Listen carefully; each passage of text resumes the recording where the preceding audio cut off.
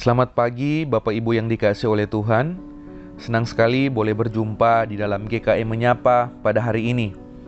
Bapak Ibu yang dikasihi oleh Tuhan, hari ini firman Tuhan yang akan sama-sama kita renungkan diambil dari Amsal 22 ayat yang pertama. Demikian firman Tuhan, nama baik lebih berharga daripada kekayaan besar. Dikasihi orang lebih baik daripada perak dan emas. Bapak Ibu yang terkasih, setiap orang pasti menginginkan kalau boleh dapat kekayaan, kalau boleh mendapatkan harta yang banyak. Itu adalah suatu hal yang diinginkan, begitu ya. Karena itu orang kenapa harus sekolah tinggi-tinggi, kenapa harus masuk tempat kerja yang terbaik, supaya apa? Bisa punya banyak uang. Pertanyaannya adalah, salah tidak kalau seseorang mau jadi kaya? Jawabannya adalah tidak salah sama sekali. Bahkan kalau orang bisa kaya, bukankah kesempatan dia boleh menjadi berkat buat banyak orang, berbagi, menolong orang, itu punya kesempatan yang besar. Betul tidak Bapak Ibu? Nah, tapi Bapak Ibu yang seringkali yang menjadi salah dan menjadi masalah, yaitu bagaimana cara seseorang mendapatkan kekayaan.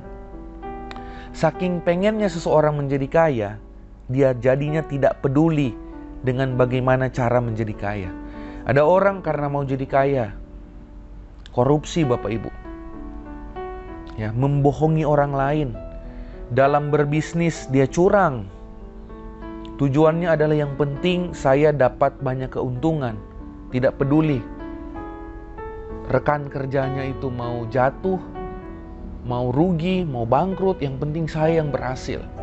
Bahkan ada cara-cara tertentu yang membuat orang jadi kaya, yaitu dengan cara apa Bapak Ibu? Mencuri, merampok, jual narkoba, dan lain sebagainya Bapak Ibu. Mereka hanya berpikir bagaimana saya bisa kaya, tanpa memikirkan resiko demi resiko dari perbuatan-perbuatan yang tidak baik yang dilakukan. Firman Tuhan hari ini mau mengingatkan kepada setiap kita bahwa nama baik lebih berharga daripada kekayaan besar. Firman Tuhan mau mengingatkan kepada kita, apa artinya kita punya kekayaan besar kalau kita ketahuan atau diketahui, dikenal sebagai koruptor? Apa artinya kita punya kekayaan besar tapi ternyata kita menipu orang?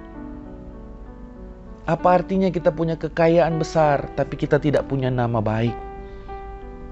Bahkan disampaikan dikasih orang lebih baik daripada perak dan emas. Bapak Ibu, bagaimana kita bisa dikasih orang kalau hidup kita itu melakukan kejahatan demi uang? Bapak Ibu, hari ini sebagai anak-anak Tuhan, kita diingatkan bahwa nama baik itu lebih penting daripada kekayaan besar. Dikasih orang lebih penting daripada perak dan emas, harta kekayaan yang kita miliki. Karena itu hari ini mari kita bangun nama baik kita. Mari kita memprioritaskan kita bisa dikasih orang dengan cara apa Bapak Ibu? Hidup benar, hidup kudus, jujur, adil. Jangan pernah melakukan hal-hal yang curang, yang tidak berkenan di hadapan Tuhan demi sebuah kekayaan. Bapak Ibu ingat, kekayaan mungkin gampang kita dapat, tapi gampang sekali itu bisa hilang. Kalau kita kehilangan nama baik, kalau kita tidak dikasihi orang, apalagi yang menjadi harta kita Bapak Ibu? Percuma kekayaan kita, percuma harta benda kita.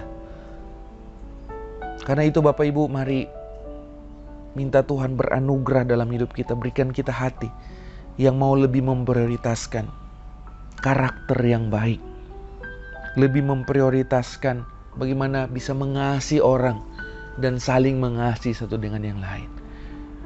Sehingga dengan melakukan itu, kalau kita mendapatkan kekayaan, di situ baru kita bisa menggunakan kekayaan kita itu dengan baik untuk hormat dan kemuliaan nama Tuhan. Tuhan berkati setiap kita. Shalom.